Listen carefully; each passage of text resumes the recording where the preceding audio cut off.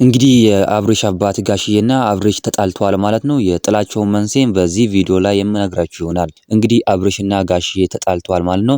የጥላቸው መንስኤም እንግዲህ ሄርሜላ ናት። በሄርሜላ ጉዳይ ነው የተጣሉት። እኔ ሄርሜላን አልፈልግም፣ አንተ ከሄርሜላ ጋር ከሆንክ እኔ በፍጹም ያንተ አባት ልሆን አልችልም፣ በፍጹም ካንተ ጋርም መኖር አልችልም ሲሉ ጋሽዬ በግልጽነት ተናግሯል ማለት ነው። እንግዲህ አብርሽ ራሱ በቃ ይቅርታ እየጠየቀ ይገኛል።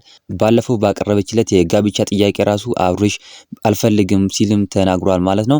እንግዲህ ጋሽዬም በዚህ ጉዳይ ላይ በጣም ደስ ብሏቸዋል። ጋሽዬ እንግዲህ የአብርሽና የሄርሜላን አንድ ላይ መሆን አልፈለጉም። ሄርሜላ ካንተ የምፈልገው ገንዘብህን፣ ሀብትህን፣ ዝናህን ነው እንጂ አንተን አልፈልግም ሲሉም ተናግሯል ማለት ነው። ስለዚህ እናንተ ምን ትላላችሁ? ሀሳብ አስተያየታችሁን ኮሜንት ላይ ስጡልኝ። እንግዲህ በጣም በሚገርም ሁኔታ ነው ማለት ነው። ጋሽዬም በቃ ከበፊት ጀምሮ በፊት ራሱ ጀምረው እሷን አይወዷትም ማለት ነው። እኔ እሷን አልፈልግም፣ ምንም አልወደዳትም፣ ኮከባችን አልገጠመም ሲሉም ተናግሯል ማለት ነው ጋሽዬ።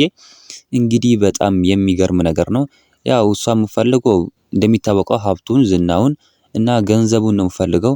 እንግዲህ የቀድሞ በኋላም እንደዚህ ነበር የሚለው እኔ ጋር ስመጣ ዝናዬን ሀብቴን ነበር የፈለገችው፣ አሁን ገንዘቤን ስጨርስ ወደ አብርሽ የዞረችው ሲልም ተናግሯል ማለት ነው። በጣም የሚገርም ነገር ነው ጋሽዬም የተናገሩት። እንግዲህ አብርሽም ይቅርታ ጋሽዬን ጠይቆ ወደ ጋሽዬ እንዲመለስ ነው እኛ የምንፈልገው። በጣም በቃ ትላንትና ራሱ በጣም የሚገርም ነገር እያደረገች ነበር ሄርሜላ ማለት ነው።